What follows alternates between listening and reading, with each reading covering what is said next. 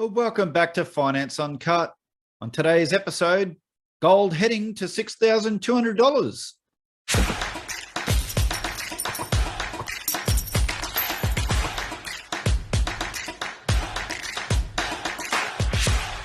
I was looking for an important place where there's multiple touches reaction. So that's probably like the hardest part. But the more you see these fractals repeating and over, you've seen these arcs.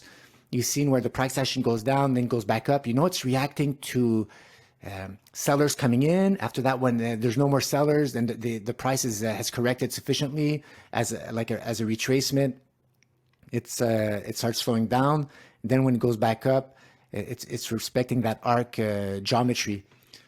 So once you've established that, then you have the arc, then you apply the Fibonacci extension circle tools, and then it just builds those rings, those layers going outwards. And you'll see that the price action reacts to important levels. The price action starts, reach that Fibonacci extension 3618, price action goes back down. Previous resistance is now support. It tests it, gets attracted to it until it's able to detach. And then after that, it moves on. I've here the same thing here. I have this beautiful, the base of the 95, I think, to 2004. It just almost to perfection. It tracked that inner Fibonacci circle. And after that, once you broke out of it, then your targets are the ring. So the ring is giving you a target in price and in time. And of course, you could add just an angle of ascent to give you a possible trajectory, right? So the energy of the price is going at a, let's say, a 43-degree angle. And during all of its bull rally from 2000 to 2011, gold has, on occasions, 1, 2, 3, 4 times, it's always been attracted to that 43-degree angle. So it kind of gives you time and price objectives. And even here, I have another circle that was built. And when you do the extensions, you see that in the past, that circle had previously served as support. Even if you didn't realize it then, it was actually serving as support. But since now the price action is trending upwards, same thing again, 43-degree angle, touch it once. We've detached from that inner ring. So just like we had in 2004, as soon as we detach, we went a little bit sideways. And eventually we'll get attracted back to these spots right here. And that's how I came with about a 6,200. So if ever we continue on this trajectory, by the time we get to this outer ring, to that fib extension 361, and I think it's like about 2027, gold, that's its target right here. Well, they were some very interesting charts that I haven't seen before from Patrick. As I've shared in this channel before, I'm not so much a technical trader. I'm predominantly a fundamental value investor, using Austrian economics as my macro foundation. But I do use technical analysis just to help confirm, I guess, my fundamental analysis. So I don't disregard it. It's just not my main thing. So the question is gold heading to $6,200 by 2027? Well, as you know, I've done videos where Michael Oliver thinks that gold is going to, $8,000. I think he's got a year target of 2023. But then you've got David Hunter, who has a $10,000 gold target, but that's by the end of this decade. So he's talking 2030 that will have $10,000 gold. And when you actually work out the annual returns,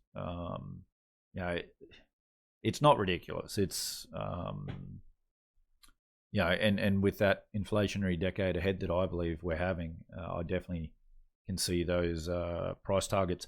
However, I am in the Luke Groman camp, and I've done some videos, $40,000-$50,000 reset, gold in reset with Luke Groman.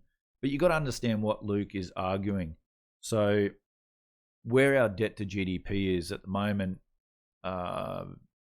we can't lift interest rates unless we basically collapse the whole global economy and every financial market out there, and we see the greatest depression we've ever witnessed. So what Luke argues, and there's a lot of sense there.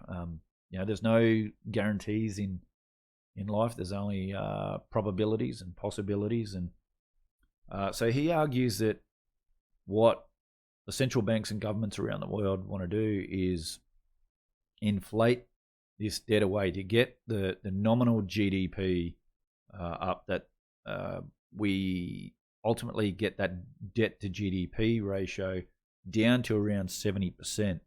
And wage price inflation is one of the main things. And look, it was pretty clear that what's going on, Stephanie Kelton's book, The Deficit Myth, if you read that in the middle there, she actually talks about exactly what the Biden administration's doing, and that's for the government to compete with the private sector in wages. So paying people to stay home, increasing their unemployment benefits,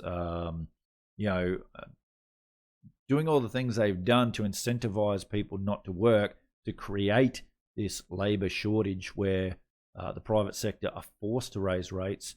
I mean, Biden said it himself that if you want staff, we'll pay them more. The debate over a $15 minimum wage that the Democrats have been pushing for some time,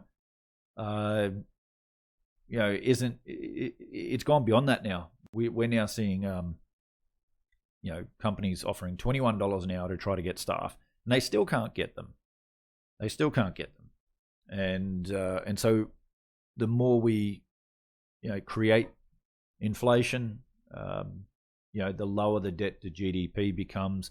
And then when the debt to GDP is around 70%, and Luke argues that then the central banks can start raising rates to fight the inflation. So they can't fight it at the moment. And so we'll have this financial repression for some time until the debt to GDP numbers go lower, and then we can raise rates. However, he says a quicker way of doing that is simply repricing gold,